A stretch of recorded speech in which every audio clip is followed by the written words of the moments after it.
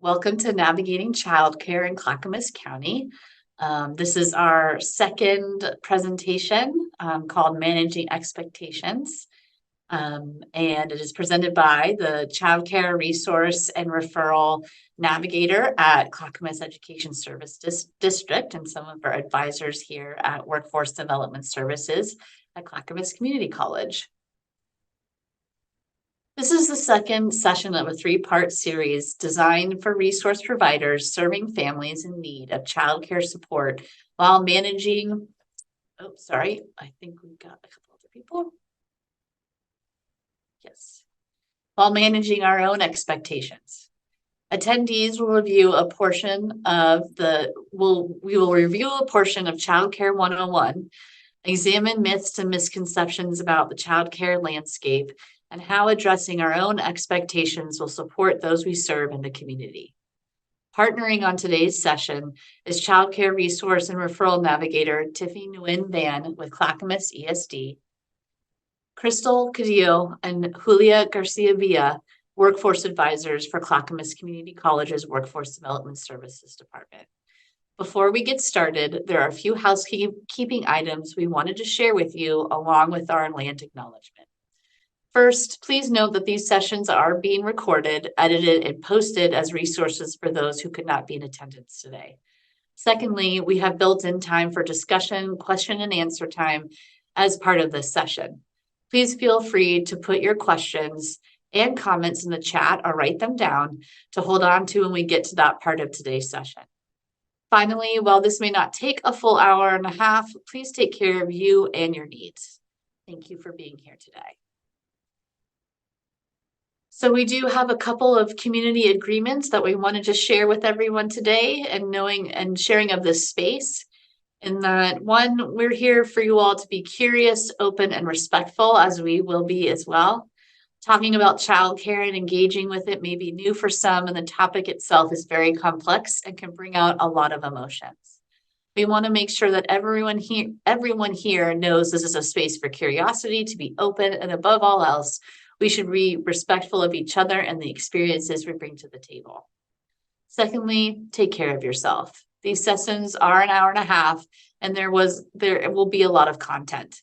Please be sure to take care of yourself if you need time. These sessions are recorded, so you can always come back to them. And finally, take space, make space. Because these sessions will include a lot of discussion, we want to encourage everyone to be mindful of the discussion space. If you find yourself talking more than others, let's make space. If you're not talking as much, challenge yourself to take space. We all have so much to offer in these sessions, so let's make sure that everyone feels welcome to contribute. This includes written communication as well, so please be mindful in the chat. And finally, intentions. We are not here with all the answers. As part of this partnership between CCC and Clackamas Education Service District, we believe we learned a lot about the intricacies of childcare, which we feel needs to be shared. In addition, we are still learning, and that is where you come in. If we don't hear from you, whether it's during this session, answering a couple survey questions, or connecting with us after this learning series, we won't be able to do that without you. We are in this together and look forward to the future collaboration partnerships with you that we serve this community. And just to kick us off, if you can raise your hand with Zoom, or if your video is on, please feel free to do so. How many of you work directly with families to try and find childcare?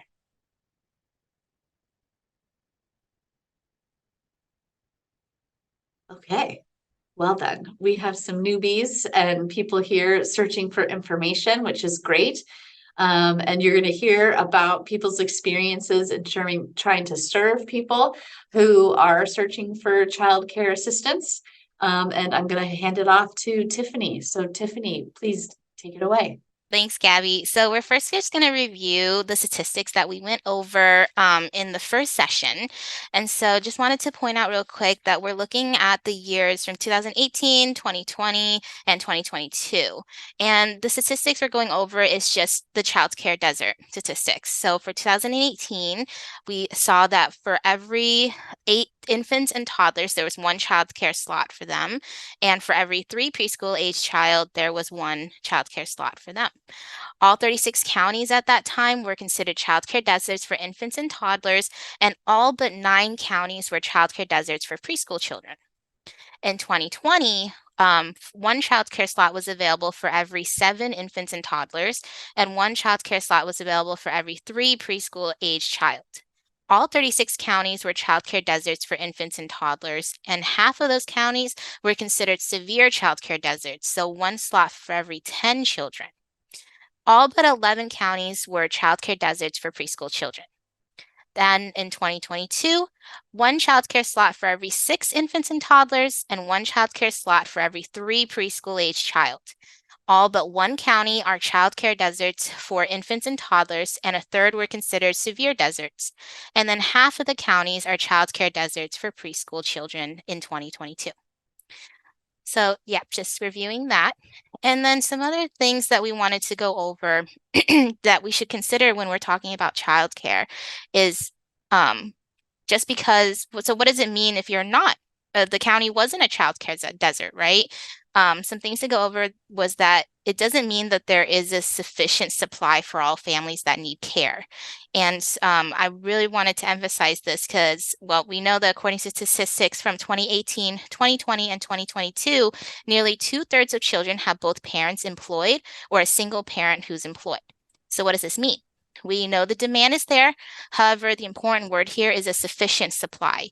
Many variables could prevent a family from accessing childcare even when it is available to them. And so that could mean that for some families, there might be a center available, but they aren't interested in having their children in centers for whatever reason that may be, right? Or any other types of variables. But again, that really important word here is that the supply isn't sufficient for all families. Not being a child care desert also does not mean that finding high quality childcare is no longer an issue. Finding high quality childcare is still a very prevalent priority for many parents and can affect whether they have access to the care available or not. And then the next slide, and lastly, not being a child care desert does not mean that there are not other barriers like accessibility that are affecting accessibility. So for example, affordability in Oregon. I put together this table to show just this from the studies that have gone out, just what cost looks like now for childcare in these years versus the median annual price of public university tuition in Oregon. And the costs are just astronomical. Honestly, we're looking at, so for 2018, a family could be paying $1,180 a month in 2018. And in 2020, that $1,325 a month. And that's more than what I'm paying for rent right now. And in 2022, $1,500 a month for childcare for a toddler in a childcare center. So that is the prices, and that also affects accessibility. And so I think a big question that we're all asking as well is the pandemic to blame for the lack of childcare slots? In a study, an Oregon State study, Childcare Desert Study, they state that an inadequate supply of childcare is not a new problem in Oregon. Between 1999 to 2022, the total number of childcare slots for children under 13 declined by approximately 6,600. And the number of childcare slots in centers and large family homes did increase by 29,000, but then the number of small family childcare homes decreased by approximately 36,000 slots. And when we say our small family childcare homes, that's our families that watch 10 kids or less. And when we're talking about centers and large family childcare homes, that's usually our families who are certified, who can watch up to 16, and the centers being, whatever max it is, depending on their space and the staff that they have. But we're seeing, while there's this increase in center and large family care homes with their slots, we're seeing declines in other space in other parts, right? So it's showing that this has already been an issue. The pandemic just didn't help with all of this. And another thing to note is that the pandemic did bring attention to the struggles that are in the childcare industry right now. And as a result, we did see assistance in the form of the $40 billion program from the American Rescue Plan, right? However, the program is ending on September 30th. And without this funding, we're going to see more families losing childcare slots, more childcare professionals who are possibly leaving the industry or closing their programs altogether. So that's just some things to think about. And so before we continue, I wanted to get just a quick poll of those here today. And these are the questions that we're going to go over just real quick. So how long do you think it takes to find childcare for one child? And you can raise your hand on the Zoom if you think maybe 1 week. Do you have any hands for 1 week, Gabby? No? Okay. 2 weeks. Do you think it takes 2 weeks? No hands there either. How about a month? More than that? More than a month? 1 hand for a month? More than that, right? We could be more than that. Any hands for more? Okay, I'm seeing a couple hands for more. Okay, that's good. That I just wanted to see where we were all at. Okay, but we all agree maybe not in 1 week or 2 weeks. So, okay. Number 2, childcare and babysitting are the same thing. Raise your hand if you agree. Raise your hand if you disagree.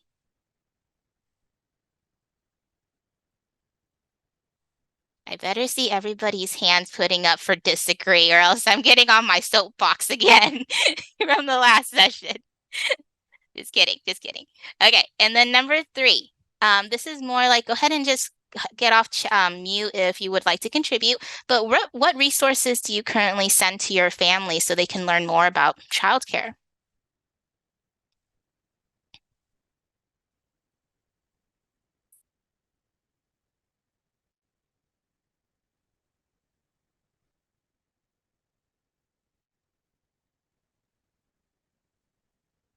Ooh, Claire in the chat said Head Start information. That is a great place to start.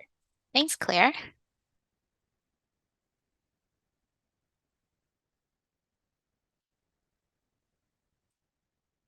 Okay, no worries if you guys don't want to engage right now. We definitely have more time to discuss in the next couple of sections. So yeah, thanks everyone for contributing. We're going to move on now to Julia, and she's just going to go over a little bit more history about the Child Care Grant, or also called the Career Grant.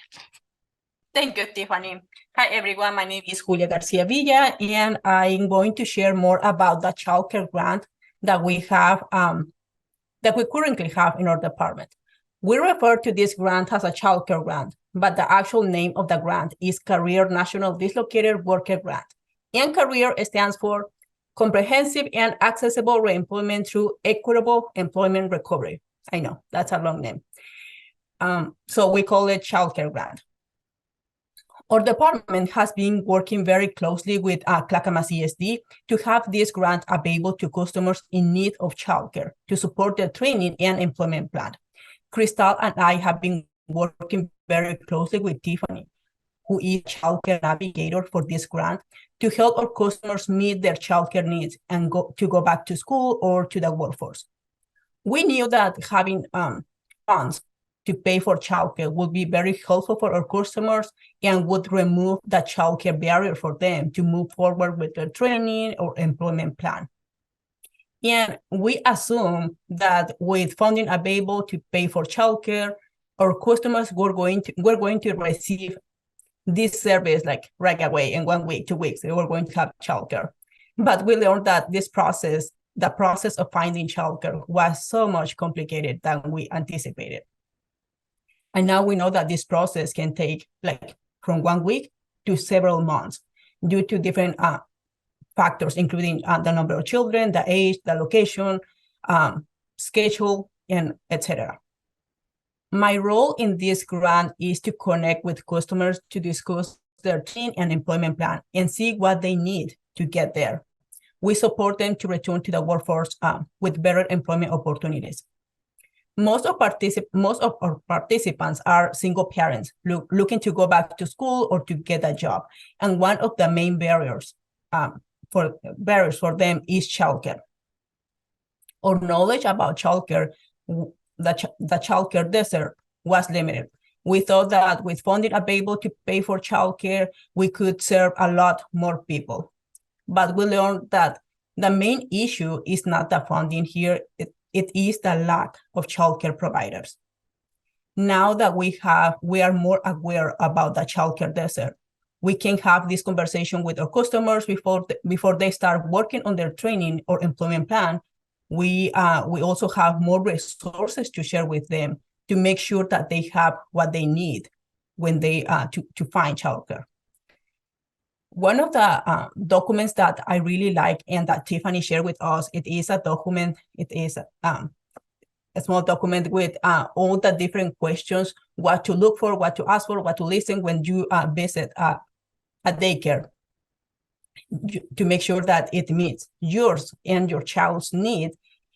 This document has very simple questions that we don't even think about. And I believe that this is one of the very helpful resources that we're going to start sharing with our customers, so parents can have these questions when they are trying to find a childcare provider for their children. And I'm pretty sure that this document is going to be shared with all of you too. So yeah, thank you. And I'm going to pass it to Crystal, my co-worker. Thank you, Julia. Yes, much like Julia, my role as an advisor is to help participants get back into the workforce. We do this through education, training, resources, by providing for planning, coaching, and support services. One of the things about this role is, you know, it is our goal to help get to the finish line in a very smooth and easy process. So when I first heard about about this grant, I knew very little about childcare. Full transparency, I'm not a parent, but I do have friends who have children, and I knew that it was expensive, and I knew that it was a process. Now, after working closely with Tiffany and just within the grant, I fully understand that it is a lot more complicated than what I had initially thought. And now I'm able to have very honest conversations with my participants. I'm able to kind of set that expectation and the reality that, you know, it's not going to be a smooth process. It's not going to be easy, but here are some resources. You know, reflecting back on this grant, I kind of, I don't know, learning about childcare in general was very helpful. Just kind of like understanding, you know, the difference between the various childcares, understanding that, you know, if I have a participant who's referred to me who has an infant and also a toddler, the chances are they most likely won't find one childcare provider. It might be two. There's different barriers and different obstacles. And so, you know, being able to explain what childcare deserts are, explaining like what the expectation is for a participant who wants to start school in, for example, fall, what that would really look like in this process. So I've, you know, learned a lot from Tiffany, from the various resources, and, you know, just being a little bit more comfortable having that conversation. One of the barriers that I face in my role, and, you know, I would love to hear later on from your experiences as well, is what barriers you face. And one of my barriers is time. Finding childcare takes time. You know, having parents figure out what type of childcare works best for them to make takes time. It takes time to, you know, apply to be on wait lists, it's just so, it's a lengthy process. And sometimes time in our roles is not on our side. You know, we might have a parent who needs to start work, and because they're waiting for childcare, that's not going to be an immediate process. We're not going to be able to, you know, it might it might take weeks, it might take months. So having that transparency of just being realistic about that and, checking in with myself and with my participant um, to kind of just, keep that perspective aligned and to set those realistic expectations for both them and myself. I have a couple of examples. There was a parent who I had started working with, and their goal was to start school. They wanted to start training to get a certification as they were laid off and were ready to get back to work. They had never started that process. Were not on any wait list, and they didn't really know how to approach that. So working with them and figuring out, okay, let's figure out what's going to be the first step.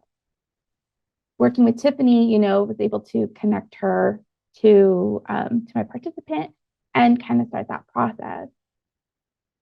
2 months already, going into 3, the participant decided to opt out of pursuing childcare because she was not comfortable with the idea of just like waiting. She just kind of wanted to get started, and since she had started, she's starting school, she just decided to fully take care of her child and try to balance both. Sometimes that happens.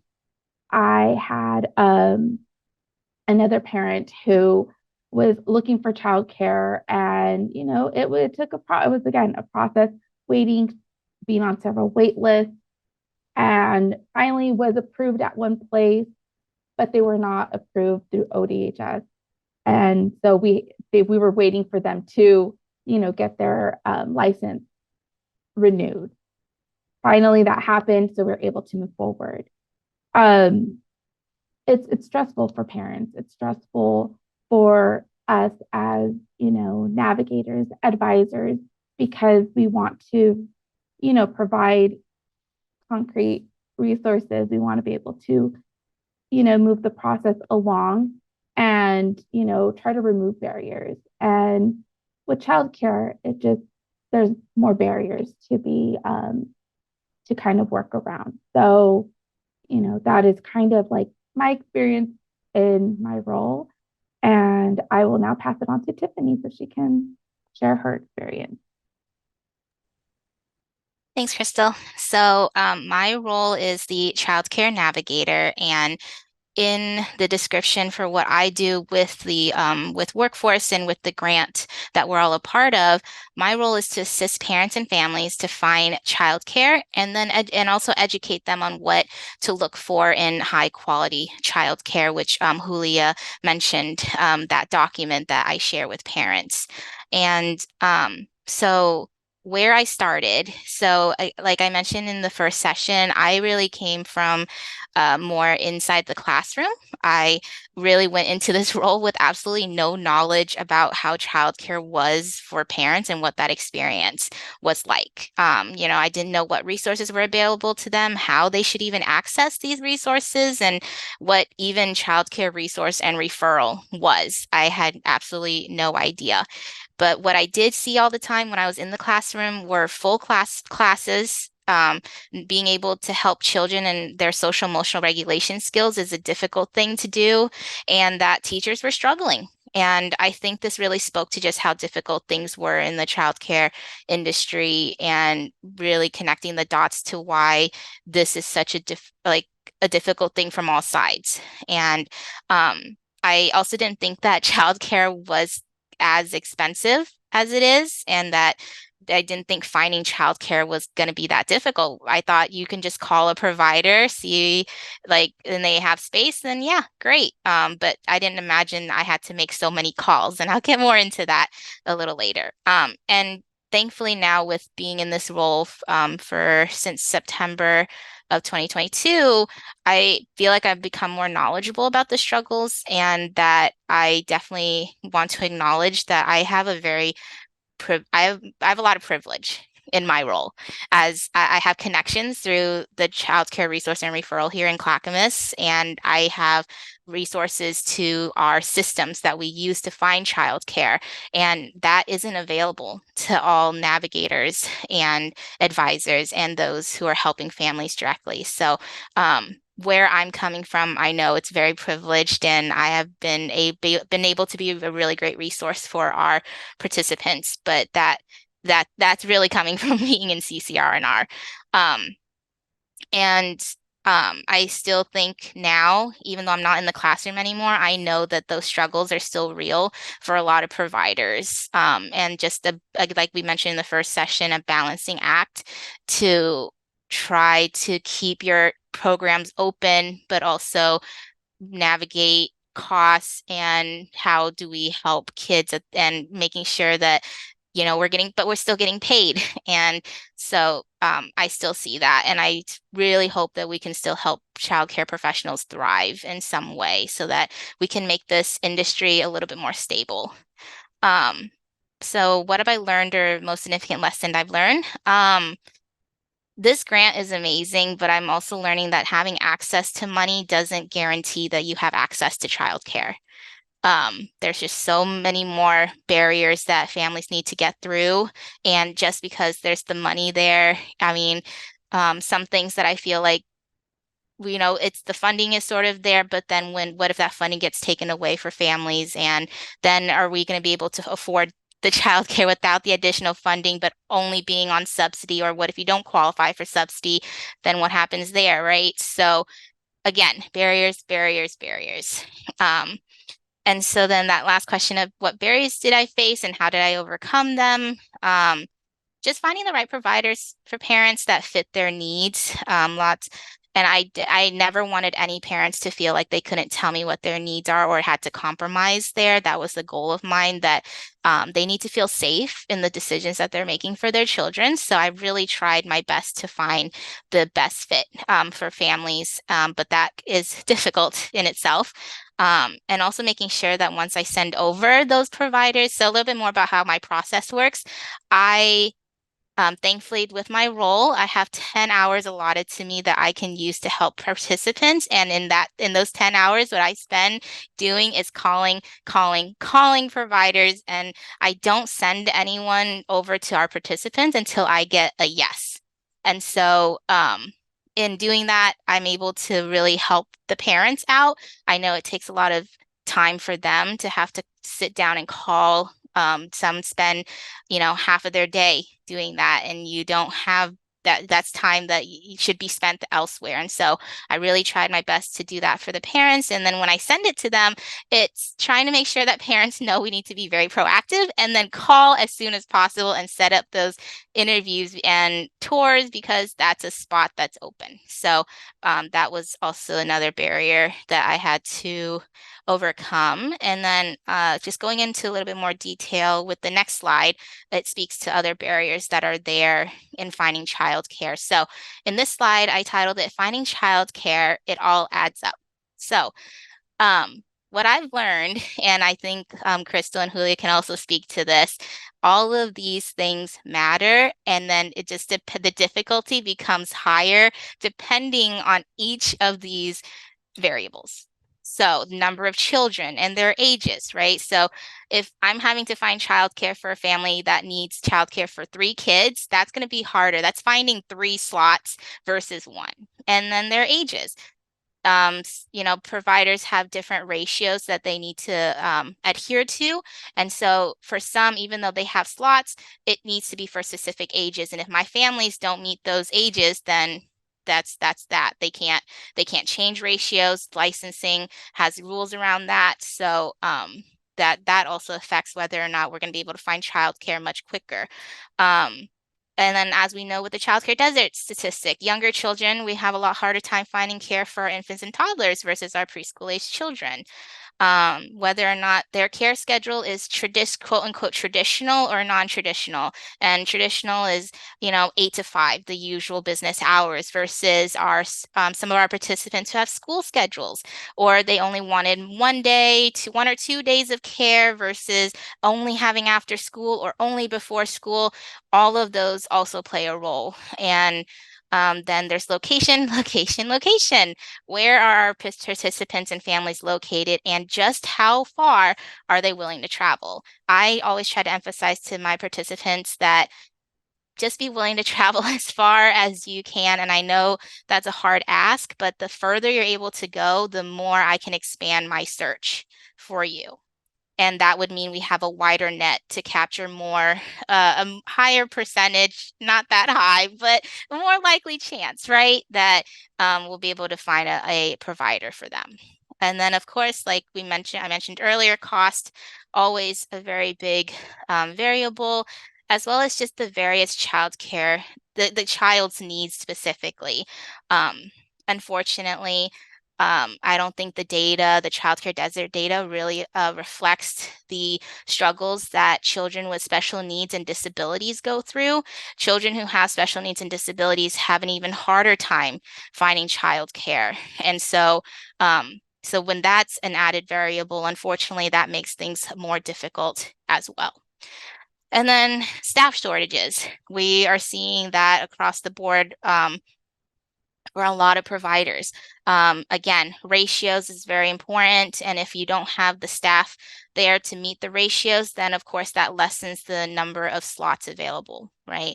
A lot of providers I call do say that. They're like, I would love to have slots available, but I can't because I don't have enough staff. And then also just, again, like Crystal mentioned in a story that she had, the ERDC subsidy, whether or not the providers accept that or not. It was a requirement for the grant, but it's also for our families that are affected who are needing help with subsidies. So those outside of the grant too, right? Those who need help with subsidies, in using ERDC, the provider needs to be on ODHS. And so whether or not that's also another variable, again, it all adds up. And so I really am learning that it's not simple, and getting a spot is not simple. And what phrase I've been using this entire time that I've been through all of this, is that the stars have to align. Like it feels that way when I finally find a spot for a family. Who knows if that had, if it was just because it had to be that way, but it often feels like that. So I think the longest that I've spent trying to find childcare was 4 months for a family. And then the shortest amount of time was actually a week. But again, I think everyone has a different story. So when I asked that first question earlier in the presentation, it's sort of a trick question. You can't really say. For some families, it was a week because I don't know, maybe that day there's something in the universe that said, yep, there's going to be openings for you. Yay. And then the family that took 4 months, they had so many things stacked against them that there was no possible way for us to make it any quicker than that. So yeah, I think I feel how this child's feeling in the picture. We're just trying to take those steps and do what we can. But just know, and I think a barrier was just not feeling like a failure because it took 4 months, right? Or feeling so overwhelmed that like into the 3rd month of that 4-month span, like I was like, why is this not happening? Why am I not finding childcare? What more can I do? And it's hearing from everybody else that a reminder that this is not our fault. This is not because of us, or not because of what we're not doing enough. We are doing enough. It's just this whole system is so broken that I'm not a fairy godmother. I can't wave my wand and create spaces. So it's also making sure that I was keeping taking care of myself, like Crystal said, taking care of myself, and also remembering that I'm trying the best that I can. I think that was also another barrier. I'm a big people pleaser, and I try my best to do everything. And this was a particular case where I really had to work through that this isn't because of me, and that's okay. So let's see, is there anything else? Nope, I think that is all for that section, and I think we're gonna go into a big group discussion now. So, next slide, please. Thanks. Yeah, so when we're coming up with the name of this presentation, really like managing expectations, we wanted to allow you to provide you with the space to process and express your own experiences. I know that there was a lot of information that, that people have to digest, and there's a lot of speaking points. But I do kind of want to open it up to the floor to allow people a safe space to kind of share and express your thoughts, feelings, concerns. Here's some talking points that we just kind of like thought about ourselves. But if you have your own, we want to welcome you to bring that to the table. So we have a fairly small group. So if you'd like, I know it feels like there's a lot of no's, or that sometimes it feels like, did we really just end here? But with that process and with learning the tools, we've had, we do have success stories. We do have people who, made it past the list and made it to enrollment. We do have people who went through the program. And so we have a couple quotes here. One of my participants who actually had childcare, was just having difficulty being able to afford it. She was in the medical field, and she was going to get her certification at CCC, and she provided this quote: "The grant has allowed me to be successful in school. Because of this, I now have obtained a job in the medical field. I owe so much of my success to the help that I have received."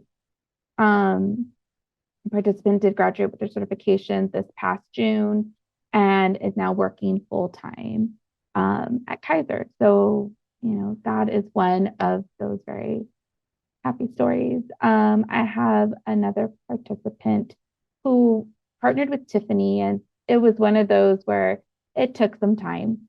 And she, was starting school for dental assisting here at CCC.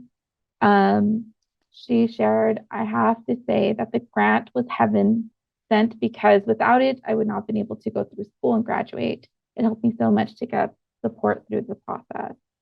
So I know that she spoke to several childcare providers. And I remember one conversation with her where she just didn't feel comfortable. Like, for some reason, she said, "I just felt off about it." And we walked through that process. And, Tiffany had supported her and said, if you just trust your gut, if it's not something to move forward with, that is completely fine. There's more that we can try, we'll get on a list. And sure enough, I think it was about 2 weeks later, she ended up finding a different place, and she was so happy with that childcare, and it worked very nicely because she was able to go to school, and it was en route to campus. So those are two of my participants. I'm going to hand it over to Julia. She has a couple to share as well. Thank you, Crystal. Yes, as Crystal mentioned, here we have some quotes about some of our customers who receive services from the childcare grant. Julene is one of the participants. She completed the medical assistant program at Clackamas Community College. She passed the certification exam, and now she has a full-time job at Kaiser Permanente. She says, "Having financial assistance made it possible for me to achieve my goal to become an important piece in the medical field. I've always been interested in helping people, and I am now a certified medical assistant." Julie. My other customer is Sarah. Sarah completed the Pure Wellness Specialist training program at the Mental Health Association of Oregon, and she also recertified as a medical assistant. Now she has a full-time job at Providence. Sarah says, the final obstacle I am working through at this time is daycare. Julia has connected me with a grant that will support my early daycare needs. I am grateful for this from the bottom of my heart, because knowing my son is safe and that my partner will have some freedom to attend to his GED and begins his pathway to success is so important to the longevity of my family well-being and self-sufficiency. We are also working with Sarah's partner. We help him with his GED. Now he's taking classes for the CNC, computer numerical control operator certificate here at CCC, and he will complete that certificate in December, and both should have a full-time job by the end of this year. Sarah also had an incident. We worked with Tiffany to find a childcare provider for her. She also had an incident with a childcare provider. And as I say, Tiffany has been very grateful with us, and it has been grateful to work with her. And we didn't know how to report this. Tiffany had this resource, how to report this incident to make sure that whoever going to apply for that daycare, they know about these incidents. Tiffany was able to work with her. She found another childcare provider, and she now is very happy with this new daycare. The other participant is Natasha. Natasha is still taking classes for the accounting clerk certificate, and she will complete this program in December, but she already has a full-time job at Credit Union. And she said, I really appreciate everything you guys have done for me. Without the continuous support with tuition, school supplies, and childcare, I wouldn't have made it this far. You guys have been the soulmate to all my barriers, and I am forever grateful. Thank you guys for everything, Natasha. Okay, so now I'm going to pass it to Gabby. Thank you. Thanks, Crystal, Julia, and Tiffany for sharing your stories and experiences. And thank you everyone here for also engaging and sharing those stories and managing expectations. We are at the close of this session today, and the next session will be next week on Wednesday, September 6th, and we have gathered several resource providers to join us and talk about their experiences, and also give us some ins and outs about accessing their resources for gaining access to childcare. So hopefully you can stay tuned for that. We also have a survey that hopefully you all will answer and give us some feedback about today's session. And I'm putting the link in the chat here. Like I mentioned earlier today, before the session started, we can't learn and grow without your feedback. So hopefully you can take 5 minutes to fill that out and give us some information. And lastly, if you wanted to know more about the resources from today's presentation, here is that information. We will be, again, sending out links once these recordings are edited and available, that you can have access to the slides and any other resources that were talked about later in today's session. I'm going to go ahead and stop the recording, but that doesn't mean that you have to leave. If you have further questions, comments, want to discuss anything, please feel free to stick around. But from Crystal, Tiffany, and Julia, we want to say thank you so much for being here today, and have a good rest of your afternoon.